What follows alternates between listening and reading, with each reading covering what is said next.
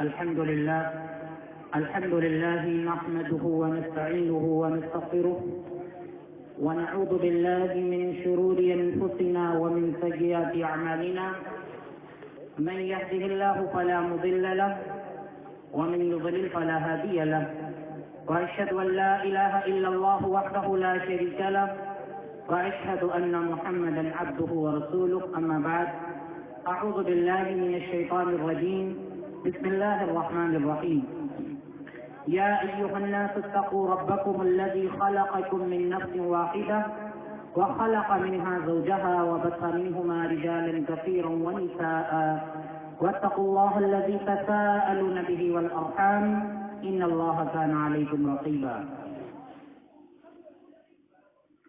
محترم علماء کرام، حفاظ کرام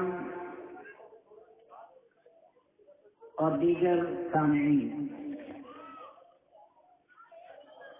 ہم سے پہلے آپ کے سامنے دو موضوعات پر تقریریں پیش کی جا چکی ہیں. ہمارے باہر سے تشریف لائے مہمان حافظ شعبان محمدی نے حالت حاضرہ پر، مسلمانوں کی حالت پر اور مسلمانوں کو کرنا کیا چاہیے، اس پہ بڑا اچھا مدلل اور مختصر خطاب پیش کیا. اس کے بعد ہماری مسجد کے امام، جامع مسجد کے امام مولانا اسرائیل ندوی حفظہ اللہ نے رمضان المبارک کے موضوع پر بہت ہی عمدہ بیان پیش کیا. قرآن اور سنت کی روشنی میں بہت سی باتیں بتلائیں.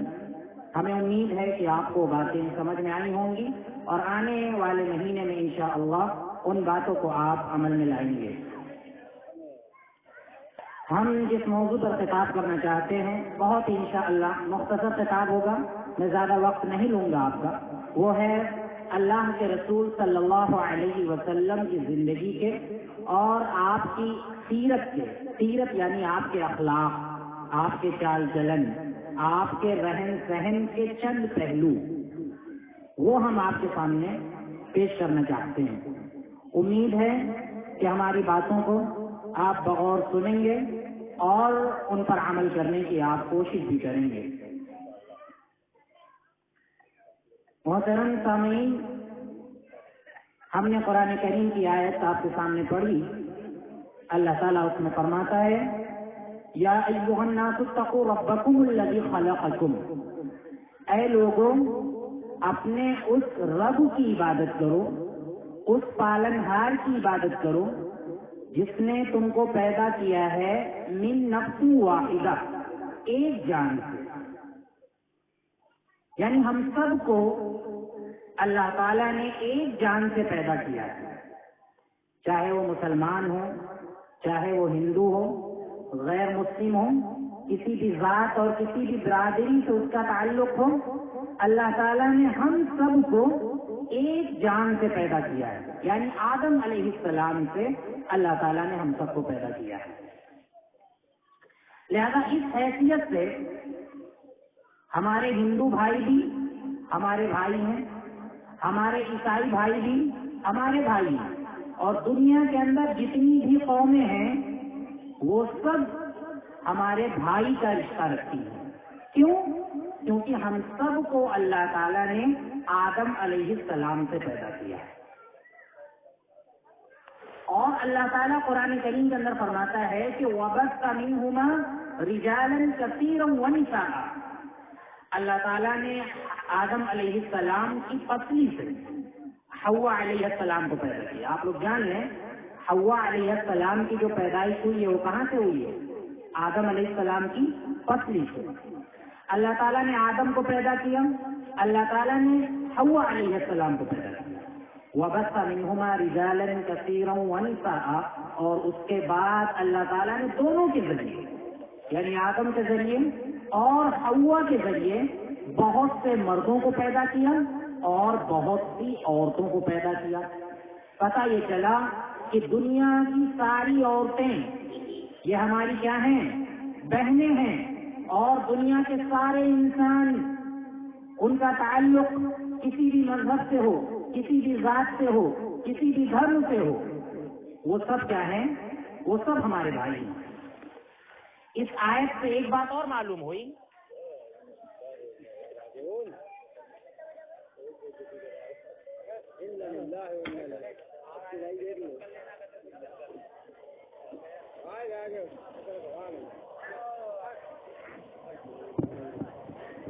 اس آیت سے ایک بات اور معلوم ہوئی کہ ہم سب کا رب جو ہے، ہم سب کا اللہ، وہ کیا ہے؟ ایک ہے۔ تمام قوموں کا، دنیا کے اندر جتنے بھی قومیں ہیں، جتنی بھی ذاتیں ہیں، سب کا اللہ کون ہے؟ سب کا رب وہ ایک ہے۔ یہی علامہ اقبال نے اپنے شعر میں کہا ہے، شعر ہم نے آپ کے سامنے پڑھا تھا کہ منفعت ایک ہے اس قوم کی، نقصان بھی ایک ہی، سب کا نبی، دین بھی، ایمان بھی ایک، حرم پاک بھی، اللہ بھی، قرآن بھی ایک، کچھ بڑی بات کی ہوتے جو مسلمان بھی ایک، فرقہ بندی ہے کہیں اور کہیں ذاتیں ہیں، کیا زمانے میں پنپنے کی یہی باتیں ہیں۔ تو ہم سب کا اللہ کیا؟ ایک ہے۔ یہی ہمارا ہندو دھرم بھی یہی کہتا ہے۔ ہندو دھرم کی کتاب میں لکھا ہے ایکم ست دوتیہ ناس، سچ صرف اور صرف ایک ہے، دوسرا نہیں۔ یعنی اللہ کیا ہے؟ صرف اور صرف ایک ہے، وہ دوسرا نہیں ہے۔ یعنی ہم سب کا پالنہار وہ ایک ہے، یہ سب کہتے ہیں۔ اور ہندو دھرم کی ساری کتابوں میں یہی لکھا ہوا ہے۔ قرآن کریم کے اندر اللہ رب العالمین نے کئی جگہ فرمایا کہ الہکم الہ واحد، کہ اے لوگوں تمہارا معبود، تمہارا اللہ صرف اور صرف کیا ہے؟ ایک ہے۔ لہذا اس ناحیے سے ہم سب کیا ہیں؟ ایک ہیں۔ ہمارے غیر مسلم بھائی، ہمارے ہندو بھائی، جس بھی برادری کا کوئی بھی انسان ہو، ہم سب کیا ہیں؟ ایک ہیں۔ اللہ تعالیٰ نے ہم سب کو ایک بنایا ہے، یہ بات ہم کو اچھی طرح سے جان لینی چاہیے۔ تو سب سے پہلے ہم گزارش کریں گے کہ دنیا کے اندر سے جو ذات برادری کی نفرت ہے، جو قوموں کی نفرت ہے، جو قوموں کا تعصب ہے، اس کو ختم کیا جائے۔ کیوں؟ کیونکہ اللہ تعالیٰ نے کہا ہے کہ تم سب کس کی اولاد ہو؟ آدم کی اولاد ہے۔ اور اللہ کے رسول صلی اللہ علیہ وسلم نے اسی کو اپنی حدیث کے اندر کہا کہ الا کلکم من آدم و آدم من تراب، اے تمام لوگوں جان لو کہ تم سب آدم کی اولاد ہو، وہ آدم من تراب، اور آدم کو اللہ تعالیٰ نے مٹی سے پیدا کیا ہے۔ اللہ نے آدم کو کس سے پیدا کیا ہے؟ مٹی سے پیدا کیا ہے۔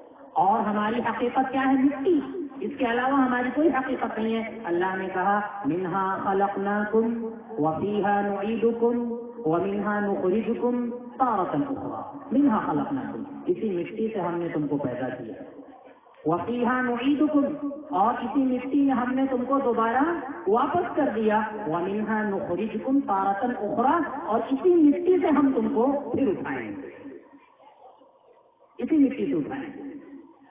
کافر کہتے تھے، جن کا ایمان اللہ پر نہیں تھا، جن کا ایمان اللہ پر نہیں تھا، وہ قسم کھاتے تھے، قسم کھا کر کہتے تھے کہ جب ہم مٹی میں مل جائیں گے، جب ہماری ہڈی نہیں بچے گی، جب ہم مٹی میں گل جائیں گے، تو پھر اللہ تعالیٰ ہم کو دوبارہ کیسے اٹھائے گا؟ اللہ نے قسم کھا کر کہا لا اقسم بیوم القیامہ ولا اقسم بالنفس اللوامہ ایحسب الانسان ان لن نجمع عظامہ بلا قادرین علی ان نسوی بنانہ۔ اللہ تعالیٰ کہتا ہے کہ کیا انسان گمان کرتا ہے کہ ہم اس کو دوبارہ نہیں اٹھائیں گے، ہم اس کی ہڈیوں کو جمع نہیں کر کے انسان نہیں بنائیں گے؟ کیا انسان یہ سمجھتا ہے؟ اللہ کہتا ہے کہ بلا قادرین علی ان نسوی بنانہ، بلکہ ہم کو یہ بھی طاقت حاصل ہے۔ اللہ کہہ رہا ہے ہمارے پاس اس بات کی طاقت ہے کہ ہم انسان کے پوروں کو جمع کر دیں، ہم انسان کے پوروں کو جمع کر دیں۔ آپ دیکھ لیجیے انسان کے اندر کتنے پور ہوتے ہیں، اور دنیا کے اندر کتنے پور ہیں، دنیا کے اندر کتنے لوگ رہ رہے ہیں، سب کے پور الگ الگ ہیں۔ اسی سے آپ دیکھیے، بہت پتے کی بات میں بتا رہا ہوں، فنگر پرنٹ جو ہمارے یہاں نکلا ہے، یہ کہاں سے نکلا ہے؟ قرآن کی اسی آیت سے نکلا ہے۔ فنگر پرنٹ اسی لیے لیا جاتا ہے کسی کا میچ نہیں کرتا ہے۔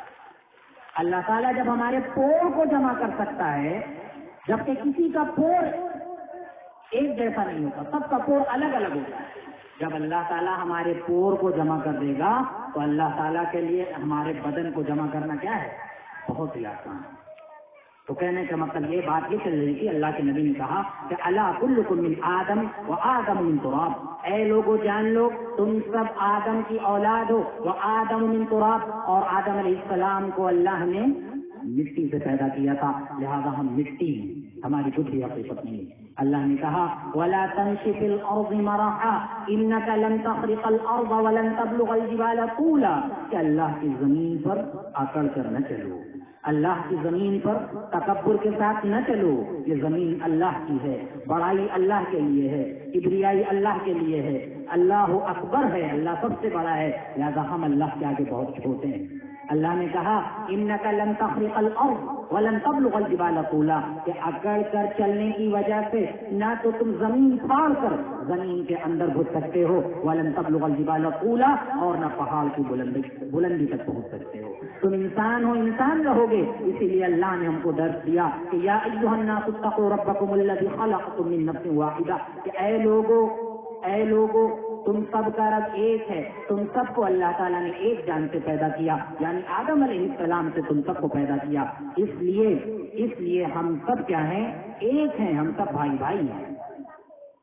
ہمارے ہندو بھائی بھی ہمارے بیچ میں رہتے ہیں، ان کو بھی میں سنانا چاہوں گا کہ اسلام کے بارے میں اگر کچھ بھی کہا جاتا ہے کہ اسلام دہشت گردی کا مذہب ہے، اسلام دہشت گردی کا مذہب ہے، یا اسلام دنیا کے اندر قتل و خوریزی کے لیے آیا ہے، یا اسلام دنیا کے اندر تلوار سے مذہب پھیلانے کی بات کہتا ہے، تو میں ان سے کہنا چاہوں گا، ہم نے بتلایا کہ اسلام یہ نکلا ہے سلم سے، اور سلم کا مطلب ہوتا ہے شانتی، امن، سکون، چین.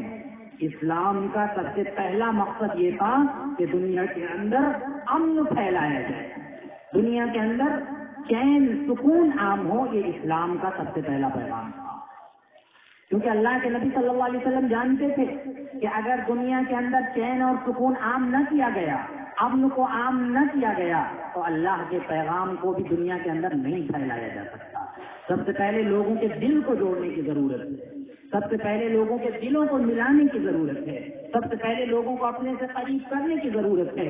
اللہ کے رسول صلی اللہ علیہ وسلم نے شروع میں یہی کیا، تمام لوگوں کو ایک کیا، تمام لوگوں کو اسلام کا پیغام سنایا. آپ دیکھیے، میں اپنے ہندو بھائیوں سے کہوں گا کہ ہمارے مذہب میں ایسا کہیں نہیں ہے. اگر آپ اچھی نیت سے ہماری مسجد میں آ رہے ہیں ہماری باتوں کو سننے کے لیے، آپ نہا دھو کر ہماری مسجد میں آ رہے ہیں تو ہمارا مذہب یہ نہیں کہتا کہ کسی غیر مسلم کو مسجد سے بھگا دیا جائے، نہیں کہتا. میں مثال دینا چاہوں گا، ثمامہ بن اسال رضی اللہ عنہ، یہ صحابی ہیں، یہ ابھی اسلام نہیں لائے تھے، غیر مسلم تھے. اللہ کے نبی صلی اللہ علیہ وسلم نے ان کو پکڑا اور مسجد کے ایک کھمبے سے ان کو ٹکا کے باندھ دیا. اللہ کے نبی صلی اللہ علیہ وسلم نے کہا کہ اے ثمامہ بن اسال، اگر تم چاہو تو مذہب اسلام میں داخل ہو جاؤ، اسلام کو قبول کر لو، اللہ کو ایک مان لو، مذہب کو ایک مان لو، اللہ تعالیٰ تم کو کامیابی عطا فرمائے. ثمامہ بن اسال نیچے منہ جھکائے ہوئے تھے، اللہ کے نبی صلی اللہ علیہ وسلم پر ایمان نہیں لائے تھے، نیچے سر جھکائے ہوئے تھے. ثمامہ بن اسال نے کہا ان تقتل ذا دم وان تنعم علی شاکر، کہ اے محمد اگر آج تم مجھ کو تلوار سے مار دیتے ہو تو ایک قاتل کو مارو گے، ہم قاتل ہیں، ہم ظالم ہیں. اے محمد آپ کو پورا اختیار ہے، اگر آپ چاہیں تو ہمارا سر تن سے جدا کر دیں، اگر آپ چاہیں تو ہم کو مار ڈالیں، اگر آپ چاہیں تو ہم کو قتل کر دیں. لیکن ثمامہ بن اسال نے کہا کہ وَإِن تُنْعِمْ عَلَى شَاكِرٍ، اگر تم ہم کو معاف کر دو گے تو ایک شکر کرنے والے کو معاف کرو. اے محمد اگر آج آپ ہم کو معاف کر دیتے ہیں تو ہم آپ کا شکر ادا کریں گے. لہذا ثمامہ بن اسال کو مذہب اسلام بہت پسند آیا، کلمہ پڑھ لیتے ہیں، اسلام کے اندر داخل ہو جاتے ہیں، ایمان کے اندر داخل ہو جاتے ہیں. اور ثمامہ بن اسال قسم کھا کر کہتے ہیں کہ اللہ کی قسم، دنیا کے اندر اے محمد اگر سب سے زیادہ برا چہرہ ہمیں لگتا تھا تو آپ کا لگتا تھا، آپ کا چہرہ مجھے دنیا کے اندر سب سے برا لگتا تھا. لیکن آج ایمان لانے کے بعد، آج اسلام میں داخل ہونے کے بعد، آج اس امن پسند مذہب میں داخل ہونے کے بعد ہم کو ایسا لگ رہا ہے کہ اے محمد دنیا کے اندر سب سے اچھا چہرہ آپ کا ہے. آپ سے زیادہ چہرہ، آپ سے زیادہ اچھا چہرہ میں نے کسی کو نہیں دیکھا. آپ کے چہرے کو دیکھتے ہوئے حسان ابن ثابت رضی اللہ عنہ نے کہا تھا، حسان ابن ثابت رضی اللہ عنہ نے کہا تھا کہ وَأَجْمَلَ مِنْكَ لَمْ تَرَ قَطُّ عَيْنِي وَأَحْسَنَ مِنْكَ لَمْ تَلِدِ النِّسَاءُ، کہ اللہ کی قسم آج تک اے محمد آپ کا جیسا حسین، آپ سے جیسا خوبصورت چہرہ آج تک کسی نے دیکھا ہی نہیں. وَأَجْمَلَ مِنْكَ لَمْ تَلِدِ النِّسَاءُ، اور آپ سے زیادہ خوبصورت اللہ تعالیٰ نے آج تک کسی کو بنایا ہی نہیں. اللہ کے حضرت حسان بن ثابت رضی اللہ عنہ کہتے ہیں خُلِقْتَ مُبَرَّأً مِنْ كُلِّ عَيْبٍ كَأَنَّكَ كَمْ خُلِقْتَ كَمَا تَشَاءُ، اللہ تعالیٰ نے آپ کو تمام عیب سے پاک پیدا کیا ہے. اے نبی صلی اللہ علیہ وسلم، نہ تو آپ کے چہرے میں ہمیں کوئی کمی نظر آتی ہے، نہ تو آپ کے پیٹ میں ہمیں کوئی کمی نظر آتی ہے، نہ تو ہمیں آپ کے ہاتھ کی بناوٹ میں کوئی کمی نظر آتی ہے، نہ تو ہمیں آپ کے بدن میں کوئی کمی نظر آتی ہے، نہ تو ہمیں آپ کے پیروں میں کوئی نظر آتی ہے، نہ تو آپ کی لمبائی میں کوئی کمی نظر آتی ہے، نہ تو آپ کے بالوں میں کوئی کمی نظر آتی ہے، نہ تو آپ کی داڑھی میں کوئی کمی نظر آتی ہے، نہ تو آپ کی ناک میں کوئی کمی نظر آتی ہے، نہ تو آپ کی ناک میں کوئی کمی نظر آتی ہے، نہ تو آپ کی آنکھ میں کوئی کمی نظر آتی ہے. ایسا لگ رہا تھا کہ خُلِقْتَ مُبَرَّأً مِنْ كُلِّ عَيْبٍ كَأَنَّكَ كَمْ خُلِقْتَ كَمَا تَشَاءُ، ایسا ہمیں لگ رہا تھا کہ آپ کہتے گئے اور اللہ آپ کو بناتا گئے، آپ کہتے گئے اللہ آپ کو بناتا گیا. یہ معاملہ تھا نبی صلی اللہ علیہ وسلم کا. تو بات چل رہی تھی ثمامہ بن اسال کی. ثمامہ بن اسال نے قسم کھا کر کہا کہ اللہ کی قسم دنیا کے اندر سب سے برا چہرہ اگر لگتا تھا تو آپ کا لگتا تھا، لیکن آج اسلام اور ایمان لانے کے بعد ہماری کیفیت یہ ہو گئی ہے اے محمد کہ دنیا کے اندر اگر سب سے پیارا چہرہ لگتا ہے تو آپ کا لگتا ہے. ایک موقع پر اللہ کے رسول صلی اللہ علیہ وسلم کے چچا قیدی بن کے آئے، عباس یہ قیدی بن کے آئے، ان کے ساتھ اور بھی قیدی تھے. تو سب کے پیروں میں بیڑیاں ڈال دی گئی. اللہ کے رسول صلی اللہ علیہ وسلم رات میں سوئے، حضرت عباس رضی اللہ عنہ کے پیر میں بیڑیاں پڑی ہوئی. اللہ کے نبی صلی اللہ علیہ وسلم رات بھر نہیں سوئے. آپ نے کہا سمعت امین العباس فی وفاقی، مجھے عباس یعنی اپنے چچا کے کراہنے کی آواز آ رہی ہے. میرے چچا بیڑیوں میں کراہ رہے ہیں. چچا بیڑیوں میں کراہ رہا ہو تو بھتیجا کیسے سوچ سکتا ہے؟ کسی نے آ کر پوچھا کہ اے نبی صلی اللہ علیہ وسلم آپ کروٹ کیوں بدل رہے ہیں؟ آپ سو کیوں نہیں رہے ہیں؟ آپ کو نیند کیوں نہیں آ رہی ہے؟ اللہ کے نبی صلی اللہ علیہ وسلم نے کہا کہ چچا کے کراہنے کی آواز آ رہی ہے، لہذا مجھے نیند نہیں آئے گی، میں نہیں سو پاؤں گا. اس آدمی نے کہا کہ اے محمد صلی اللہ علیہ وسلم اگر آپ کہیں تو میں آپ کے چچا کی بیڑی ڈھیلی کر دوں. اللہ کے نبی صلی اللہ علیہ وسلم نے کہا کہ نہیں، میرے چچا کی بیڑی ڈھیلی نہ کرو. اگر تم میرے چچا کی بیڑی ڈھیلی کر دو گے تو دوسرے قیدی کہیں گے کہ ان کی بیڑی اس وجہ سے ڈھیلی کی گئی ہے کیونکہ یہ نبی کے چچا ہیں. اگر تم کو بیڑیاں ڈھیلی کرنا ہے تو افعل ذلک کلہم، یہ کام سب کے ساتھ کرو، سارے قیدیوں کی بیڑیاں ڈھیلی کر دو. زیادہ سارے قیدیوں کی بیڑیاں ڈھیلی کر دی. یہ تھا اللہ کے رسول صلی اللہ علیہ وسلم کا انصاف کہ اگر اپنے چچا کو آرام دلانا ہے تو دنیا کا ہر قیدی آرام سے رہے.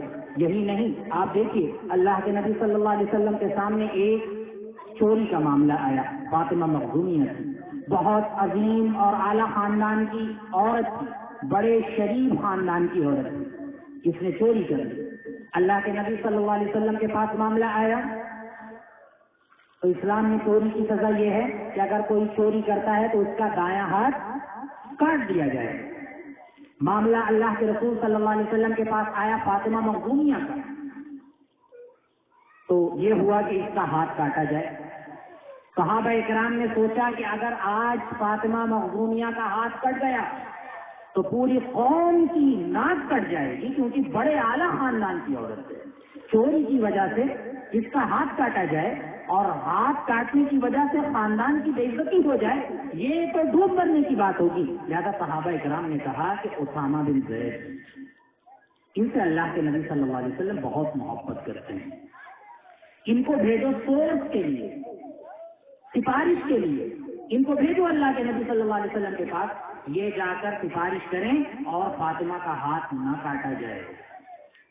اسامہ بن زید رضی اللہ عنہ اللہ کے نبی صلی اللہ علیہ وسلم کے پاس آئے، کہنے لگے کہ اے نبی صلی اللہ علیہ وسلم، اس عورت نے چوری ضرور کی لیکن بڑے اعلیٰ خاندان کی عورت ہے، بڑی اونچی عورت ہے، اے نبی صلی اللہ علیہ وسلم اگر آپ اس کا ہاتھ کاٹ دیں گے تو اس کے خاندان کی ناک کٹ جائے گی، آپ اس کا ہاتھ نہ کاٹیے۔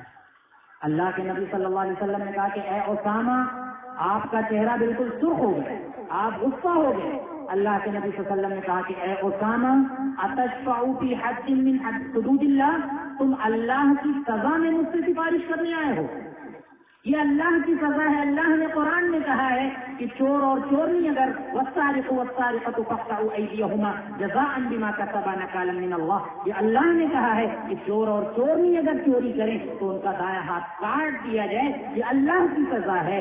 اگر معاملہ حاکم کے پاس پہنچ گیا ہے، معاملہ جج کے پاس پہنچ گیا ہے تو ہاتھ ضرور کاٹا جائے گا۔ اگر معاف کرنا تھا تو تم کو کہاں معاف کرنا چاہیے تھا؟ وہیں پہ معاف کر دیتے، اپنے گھر میں معاف کر دیتے، لیکن معاملہ عدالت میں آ گیا ہے، معاملہ قاضی کے پاس آ گیا ہے، لہذا اب اس کا ہاتھ ضرور کاٹا جائے گا۔ اللہ کے نبی صلی اللہ علیہ وسلم نے قسم کھا کر کہا کہ لو كانت سرقت فاطمۃ بنت محمد لقطعت یدہا، لہذا یہ تو فاطمہ کسی غیر خاندان کی عورت ہے، اگر میری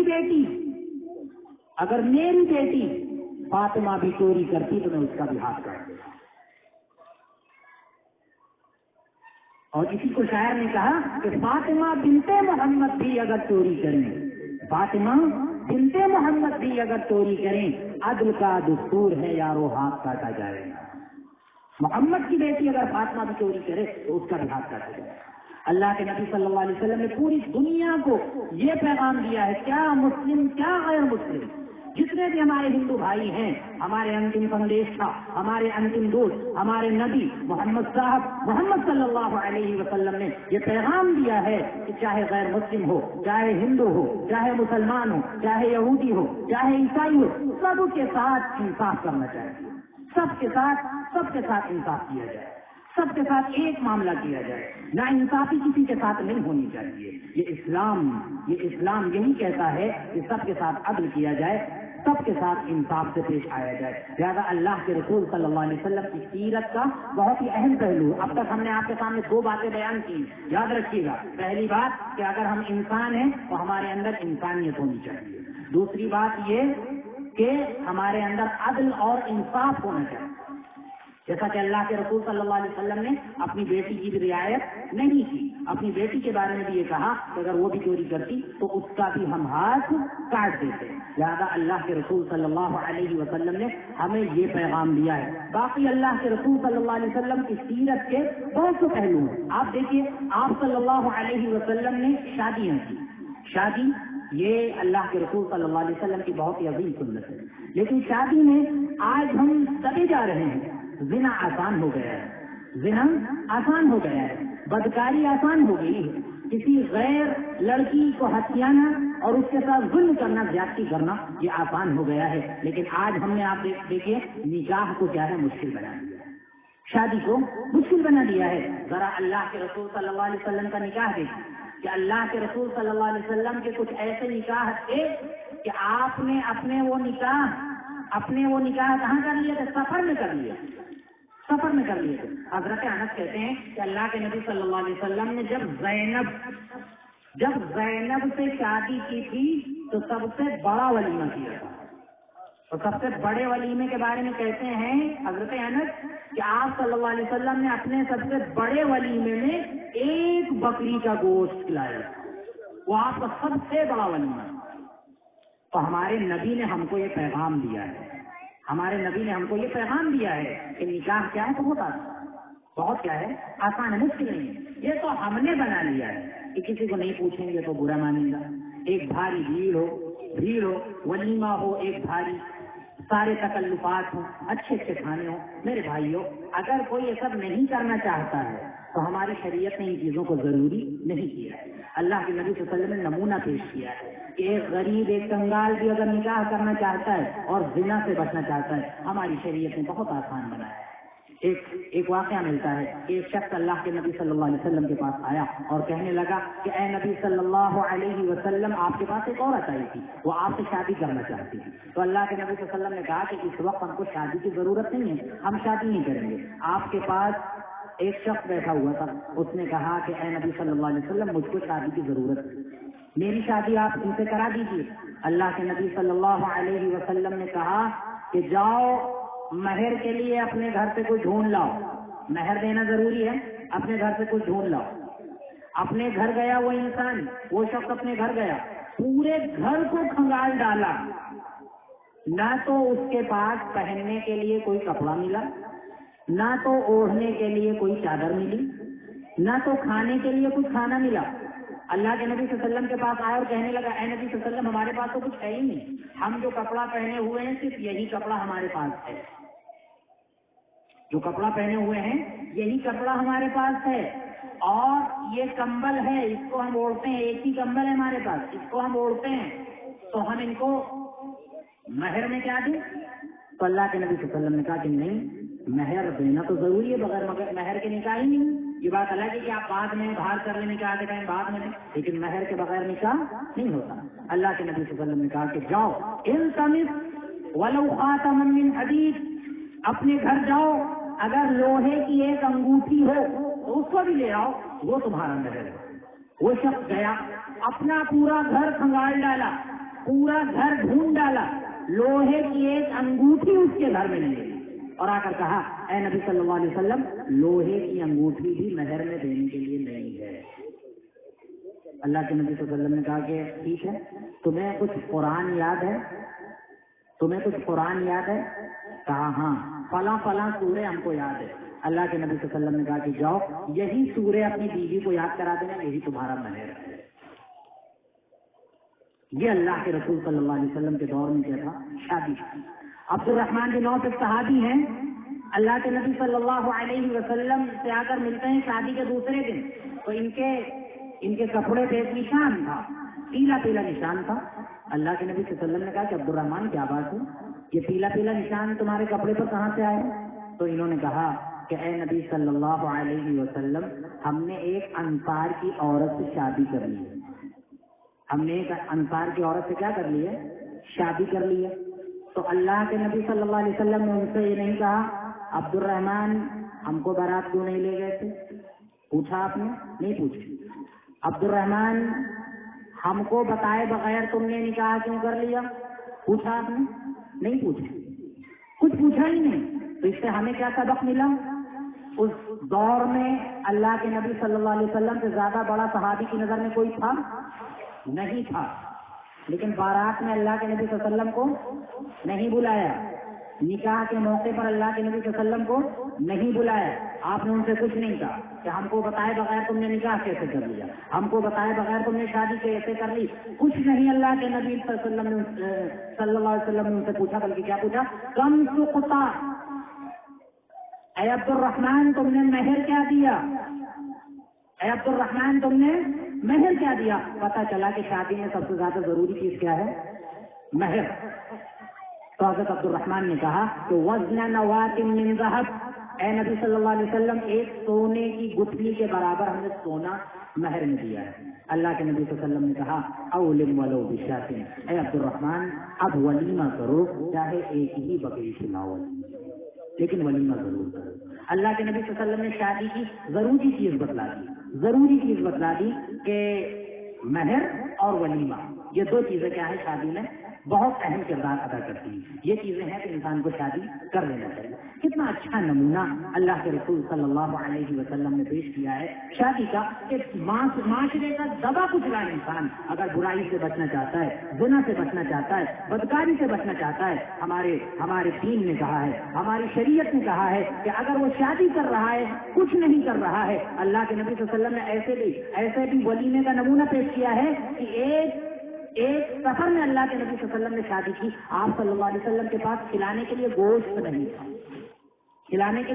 نہیں تھا، اور شاکاہاری بھی کوئی چیز نہیں تھی، یعنی سبزی تک نہیں تھی کہ آپ کچھ کھلا سکے ولیمے میں، کچھ ہی نہیں۔ اللہ کے نبی صلی اللہ علیہ وسلم نے صحابہ کرام کو بلایا، کہا تمہارے پاس کچھ ہے؟ تو ایک نے کہا کہ ہمارے پاس ستو ہے۔ دوسرے سے پوچھا تمہارے پاس کیا ہے؟ تو دوسرے نے کہا ہمارے پاس کھجور ہے۔ پھر اسی طرح آپ نے کچھ لوگوں سے پوچھا، سب نے کہا ہمارے پاس یہ چیز ہے۔ اللہ کے نبی صلی اللہ علیہ وسلم نے کہا کہ ٹھیک ہے، سب لے آؤ، سب لے آؤ۔ سب لا کر رکھ دیا گیا دسترخوان پر اور سب نے مل کر کھا لیا۔ اللہ کے نبی کا اس میں کچھ نہیں تھا، سب کس کا تھا؟ دوسروں کا تھا۔ سب نے مل کر کھا لیا ستو، سب نے مل کر کھا لیا کھجور، اور یہی اللہ کے نبی صلی اللہ علیہ وسلم کا کیا ہو گیا؟ ولیمہ ہو گیا۔ پتہ چلا کہ ولیمے میں گوشت کھلانا ضروری نہیں ہے۔ پتہ چلا کہ نہیں پتہ چلا؟ گوشت کھلانا ضروری نہیں ہے۔ اگر کوئی سبزی کھلا دے تو آپ لوگ برا نہ مانیے گا، کیونکہ ہمارے نبی ستو اور کھجور کھلایا ہے ولیمے میں، کوئی برا نہ مانیے گا۔ تو جو کچھ بھی ہو آپ کے پاس نہیں، دوسرا کھلا دے آپ کے دسترخوان میں، ولیمہ ہو گیا۔ یہ اللہ کے نبی صلی اللہ علیہ وسلم نے طریقہ پیش کیا ہے شادی کا۔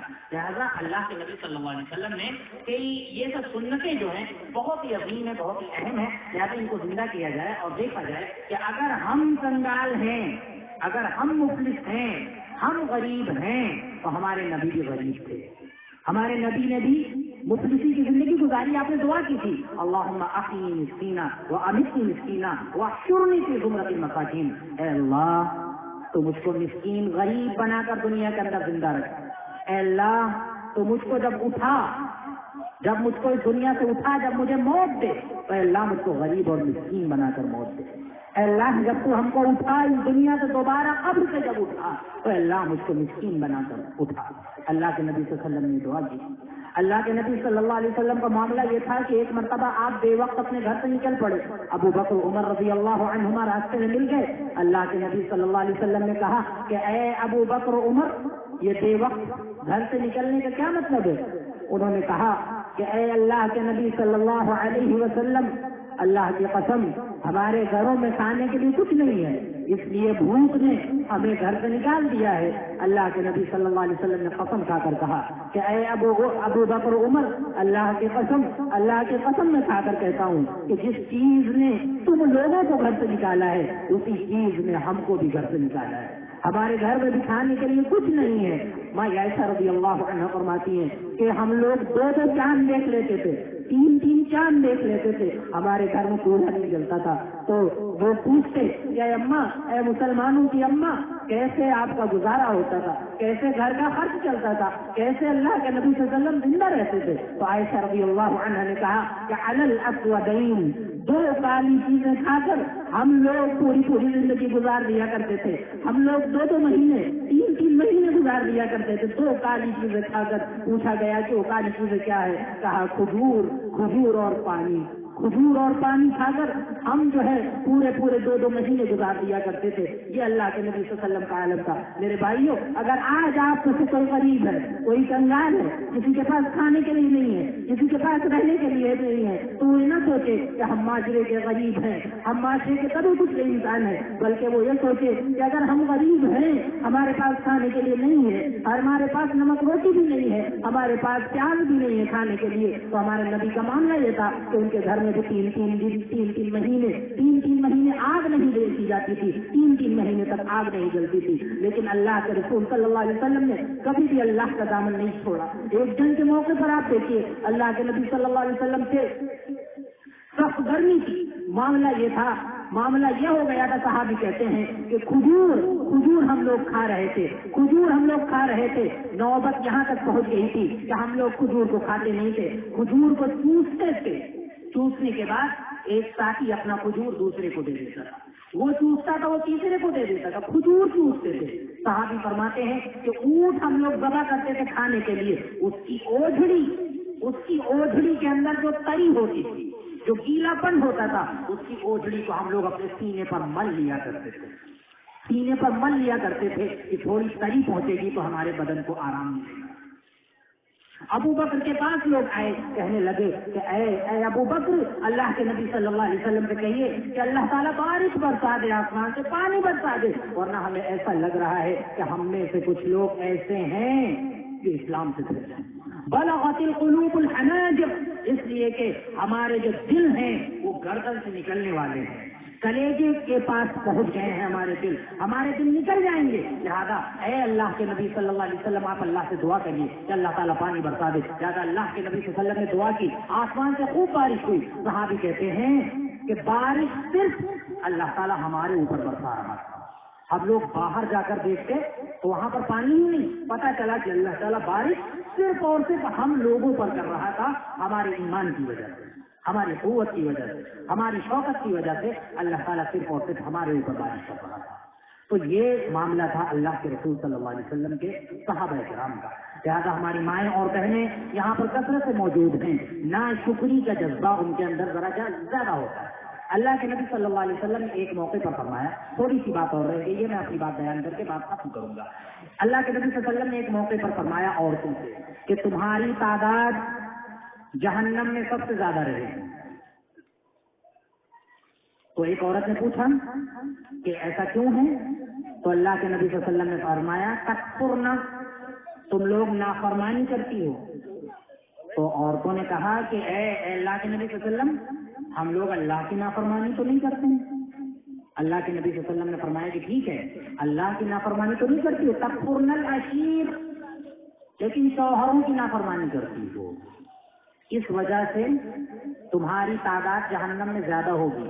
اس لیے تم زیادہ صدقہ کرو, زیادہ تم اللہ تعالیٰ سے دعائیں مانگو, اللہ کی عبادت تم زیادہ کرو, کیونکہ تمہاری تعداد جہنم میں زیادہ ہوگی ناشکری کی وجہ سے. تو اللہ کے نبی صلی اللہ علیہ وسلم نے بڑی پیاری مثال دی تھی.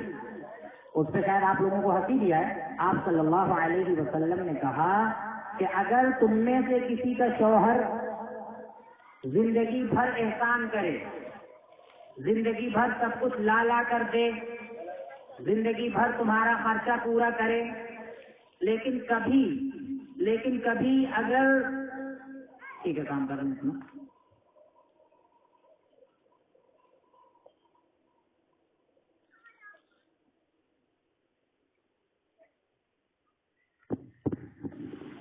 تو آپ صلی اللہ علیہ وسلم نے کہا کہ اگر تمہارا شوہر تمہارے اوپر زندگی بھر احسان کرے, زندگی بھر تم کو کھلائے پلائے سب کچھ دے, تمہارا خرچ پورا کرے, اور کبھی ایک کمی آ جائے شوہر کی طرف سے, ایک کمی آ جائے شوہر کی طرف سے, کبھی مارکیٹ نہیں لے گیا, کبھی کچھ دلایا نہیں, کبھی پسند کا کپڑا نہیں دلایا, ایک کمی آ جائے تو عورت کیا کہے گی, ماں آئی تو خیرن پتو, کبو تم سے ہم کا سکھ نہیں ملا, تم سے کبو ہم کا سکھ نہیں ملا.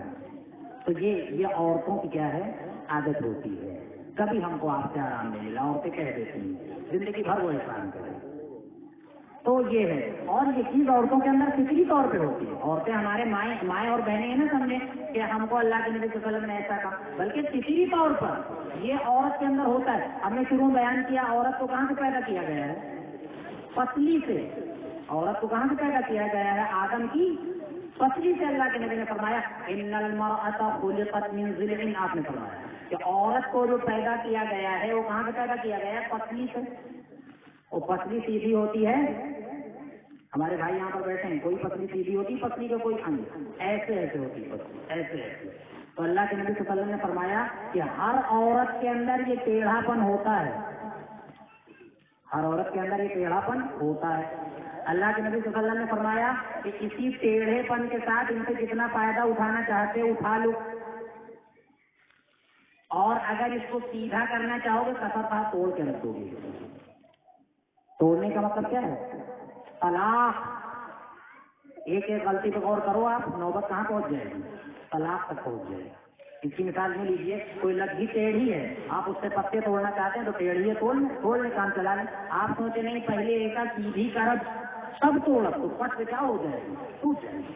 اللہ کے نبی نے فرمایا عورت ٹیڑھی ہے, ٹیڑھے پن سے فائدہ اٹھاؤ, اور اگر چاہو گے ہم ایک دم سے اس کو سیدھا کر دیں, پہلے ایک دم رائٹ ٹائم ہو جائے, اس کے بعد ہم اس سے فائدہ اٹھائیں گے. اللہ کے نبی نے فرمایا کفر کہا تو اس کو توڑ دو گے, اور کسروہا طلاق ہوا, اس کو توڑنا کیا ہے, اس کا طلاق تک کی نوبت ہے. اس لیے کبھی بھی اللہ کے نبی صلی اللہ علیہ وسلم نے فرمایا کہ اپنی بیوی کی اگر ایک عادت تم کو بری لگ رہی ہے تو اس کی دوسری عادت تم کو اچھی بھی لگ رہی ہوگی. لہذا اچھی عادت دیکھ کے بری کو کیا کرو, نظر انداز کرو. یہ اللہ کے نبی صلی اللہ علیہ وسلم کا معاملہ ہے۔ تو یہ سب عورتوں کے گھر میں رہنے کے طریقے ہیں اللہ کے نبی صلی اللہ علیہ وسلم نے بتائے ہیں، لہٰذا وہ ناشکرا پن ان کے اندر ہوتا ہے وہ ختم کریں۔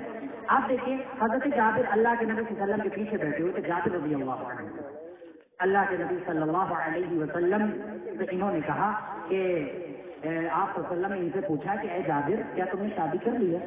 تو انہوں نے کہا کہ ہاں اے نبی صلی اللہ علیہ وسلم میں نے شادی کر لی ہے۔ تو آپ صلی اللہ علیہ وسلم نے ان سے فوراً پوچھا بکرن ام طیبن، کنواری سے کی ہے کہ بیوہ سے کی ہے؟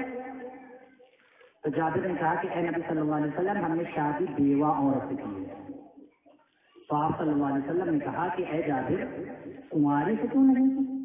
کنواری سے کرتے تو بات الگ ہوتی، تلاعبها و تلاعبک، زیادہ دن تک وہ تمہارے ساتھ رہتی، تمہاری خدمت کرتی، تمہارا سر پیر دباتی، زیادہ خدمت کرتی، جوان ہوتی، اور تم نے شادی کی ہے بیوہ سے۔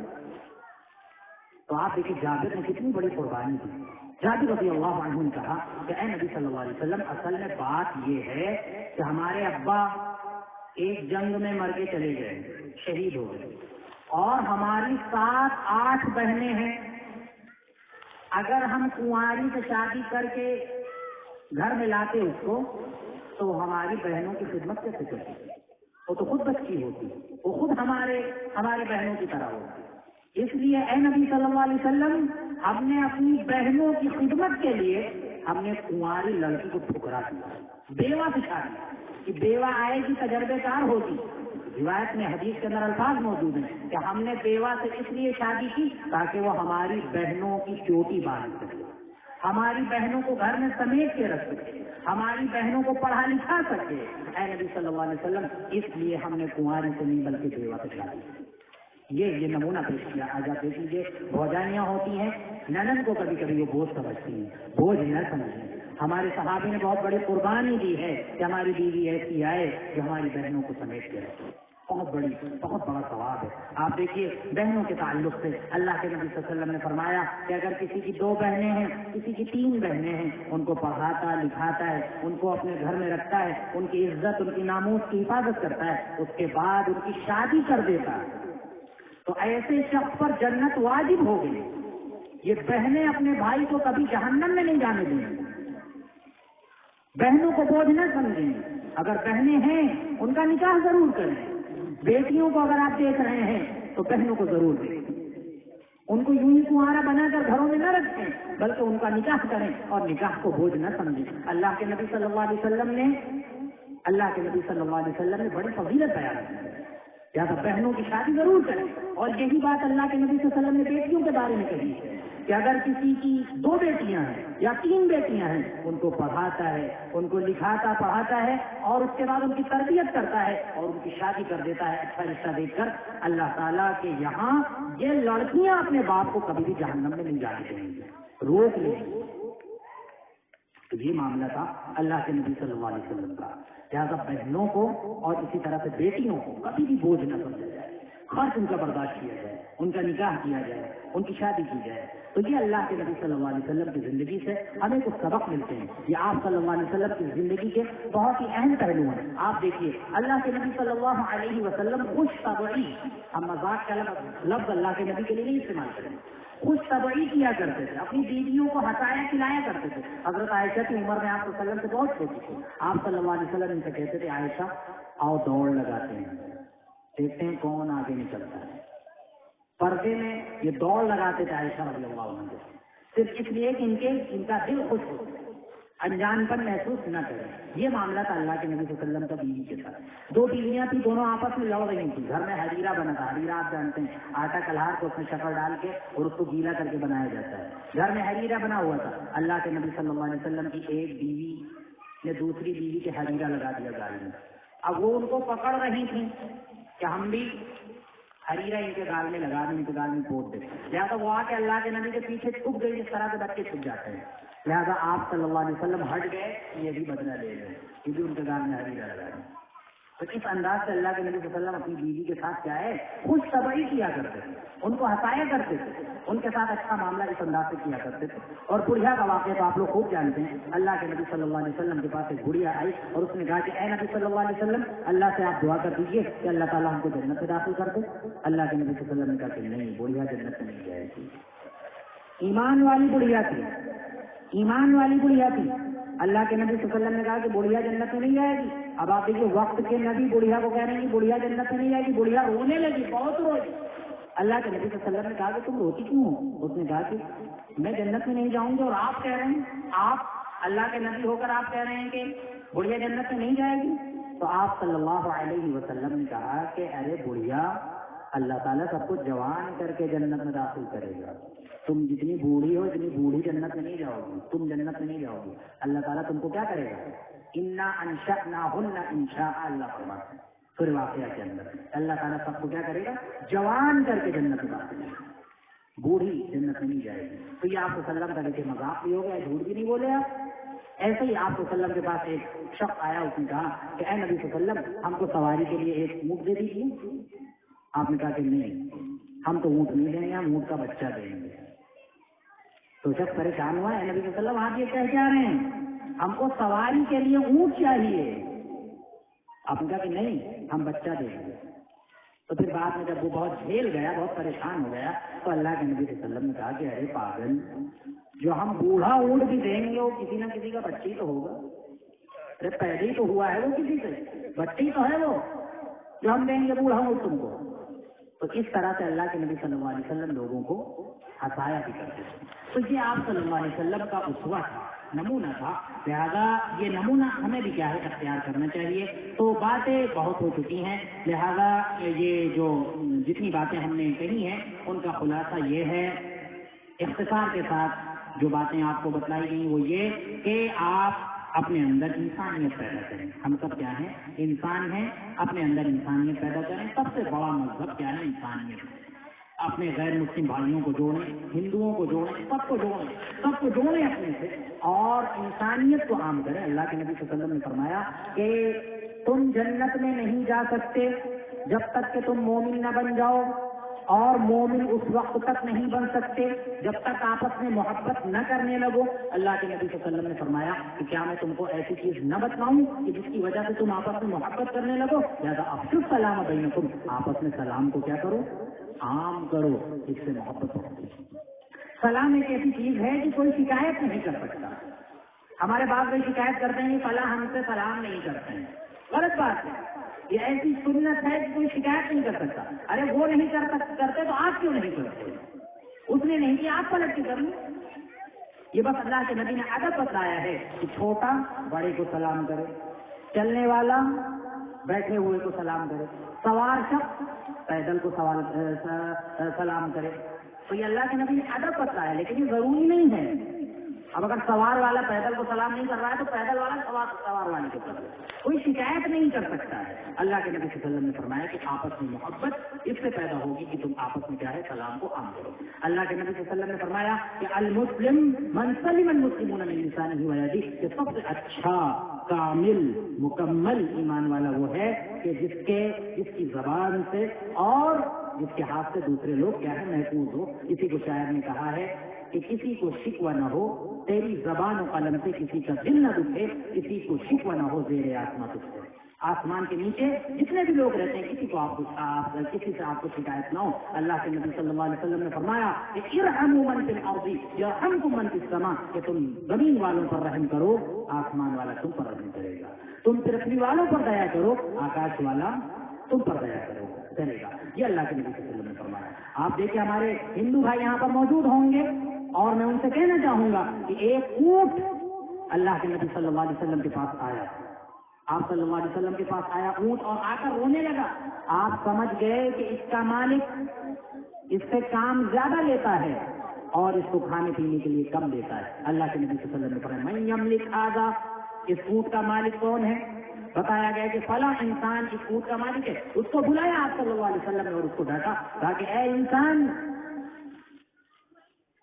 جانوروں کو منبر بنانے سے بچو. جانوروں کو منبر بنانے سے بچو.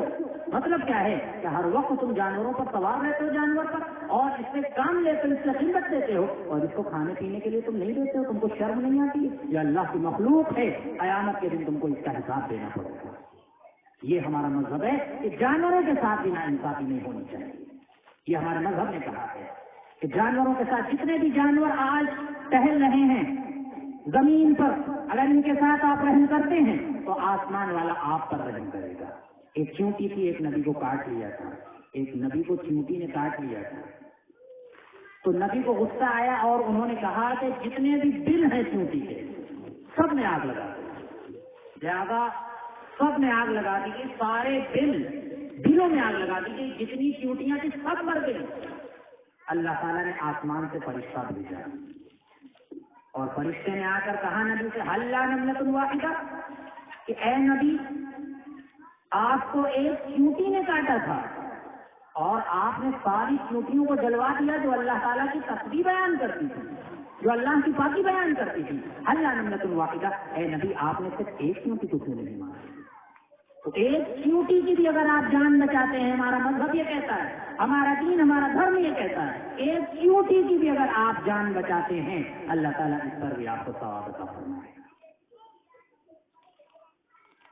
آپ دیکھیے کتا بلی کا واقعہ مشہور ہے. ایک کتے کو ایک زانی انسان جو بہت بڑا گناہ گار تھا، کبیرہ گناہ کرنے والا تھا، گیا راستے سے جا رہا تھا، دیکھا کہ ایک کتا زبان نکالے ہوئے پیاس سے پریشان ہے، ہلاکان قریب ہے جو مر جائے گا. اس شخص کو دیکھ کر رحم آیا، ترس آیا. وہ اس شخص نے اپنے چمڑے کا موزہ اتارا. کنویں اس دور میں ایسے ہوا کرتے تھے کہ اس کے اندر آسانی سے اترا جاتا. وہ کنویں کے اندر اترا اور اپنے موزے کے اندر پانی بھرا، کتے کی زبان پر لا کر پانی ٹپکایا، کتے کے اندر جان آ گئی. اللہ کے نبی صلی اللہ علیہ وسلم نے فرمایا کہ اللہ تعالیٰ نے اس کے تمام گناہوں کو معاف کیا کتے کو پانی پلانے کی وجہ سے. اور وہیں اللہ کے نبی صلی اللہ علیہ وسلم اوپر دکھلایا گیا کہ ایک عورت جہنم کے اندر چیخ رہی ہے، چلا رہی ہے. اللہ کے نبی صلی اللہ علیہ وسلم نے جہنم کے فرشتے سے پوچھا کہ اس کو اتنی تکلیف کیوں دی جا رہی ہے، اتنا سخت عذاب اس کو کیوں دیا جا رہا ہے؟ اللہ کے نبی صلی اللہ علیہ وسلم کو بتلایا گیا کہ اس کے گھر میں ایک بلی تھی. اس کو ایک دن اس نے ایک کمرے میں بند کر دیا، نہ تو کھانے کے لیے کچھ دیا، نہ تو پینے کے لیے کچھ دیا، نہ تو اس کو چھوڑا کہ جا کے کہیں کچھ کھا پی لیتی. لہٰذا وہ تڑپ تڑپ کر مر گئی. اسی بلی کو مارنے کی وجہ سے آج اس کو نرک میں ڈال دیا گیا، جہنم میں ڈال دیا گیا. تو یہ ہے ہمارا مذہب کہ کتے اور بلی کی وجہ سے اللہ تعالیٰ کیا دے رہا ہے؟ جنت اور جہنم دے رہا ہے. ایک شخص جا رہا تھا، راستے میں ایک ڈال آ رہی تھی. اللہ کے نبی صلی اللہ علیہ وسلم نے فرمایا کہ اس شخص نے سوچا کہ جس کی یہ ڈال ہے پوچھ کے یہ ڈال کاٹ کے کنارے کر دیا جائے تاکہ لوگوں کا راستہ پھیل سکے، لوگوں کو پریشانی نہ ہو. اس شخص نے کلہاڑی ڈال کو کاٹ کے کنارے کر دیا. اللہ کے نبی صلی اللہ علیہ وسلم نے فرمایا کہ فشکر اللہ لہ وغفر اللہ لہ. اللہ تعالیٰ کو اس کی یہ عادت اتنی پسند آئی کہ اللہ تعالیٰ نے اس کے تمام گناہوں کو معاف کر.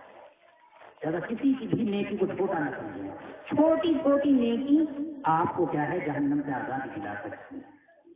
لہٰذا ان سب باتوں کا میرے بھائیوں خیال کریں. ہماری مائیں اور بہنیں بیٹھی ہیں، بہت بڑا فتنہ آج کے دور میں دیکھیے پھیلا ہوا ہے. میک اپ وغیرہ کا فتنہ ہے، بے پردگی کا فتنہ ہے، کتنا جو ہے آئے دن آوازیں اٹھتی رہتی ہیں. لہٰذا میری مائیں اور بہنیں یہ اچھی طرح سے سمجھ لیں کہ میک اپ کب کر رہی ہیں، بے پردگی کب کر رہی ہیں، تنگ لباس ساری لڑکیاں پہن رہی ہیں. لہذا کچھ ایسی لڑکیاں بھی ہونی چاہیے ہمارے سماج میں جو ان ساری چیزوں کو چھوڑ پردہ اختیار کریں. اللہ نے کتنے اچھے انداز میں کہا ہے کہ اگر کوئی پردہ کر کے عورت نکلتی ہے تو یعرفن فلا یؤذین، پہچان لیا جائے گا کہ یہ شریف ذاتیاں، یہ شریف لڑکیاں، فلا یؤذین، ان کو تنگ نہیں کیا جائے گا، ان کو پریشان نہیں کیا جائے گا. لیکن اگر ہماری مائیں اور بہنیں، ہماری بچیاں اگر تنگ لباس پہن کے نکلتی ہیں، بے پردہ ہو کر نکلتی ہیں، تو اللہ کے نبی صلی اللہ علیہ وسلم نے فرمایا کہ استشرفها الشیطان، شیطان ایسی لڑکیوں کا اور ایسی عورتوں کا پیچھا کر لیتا ہے. لہٰذا پھر ان کے ساتھ کچھ بھی ہو سکتا ہے، ان کی عزتیں نیلام ہو سکتی ہیں، ان کی آبروئیں نیلام ہو سکتی ہیں. لہٰذا اگر وہ اپنی حفاظت چاہتی ہیں تو جو کچھ کریں وہ اپنے شوہر کے لیے کریں. میک اپ کریں اپنے شوہر کے لیے، دوسروں کو دکھلانے کے لیے نہیں. زیور پہنے تو اپنے شوہر کے لیے پہنے، دوسروں کو دکھلانے کے لیے نہ پہنے. اللہ کے نبی صلی اللہ علیہ وسلم نے فرمایا کہ لعنت ہے ایسی عورتوں پر جو مردوں کا کپڑا پہنتی ہیں، اور لعنت ہے ایسے مردوں پر جو عورتوں کا کپڑا پہنتے ہیں. ایسے مردوں پر آپ نے لعنت بھیجی.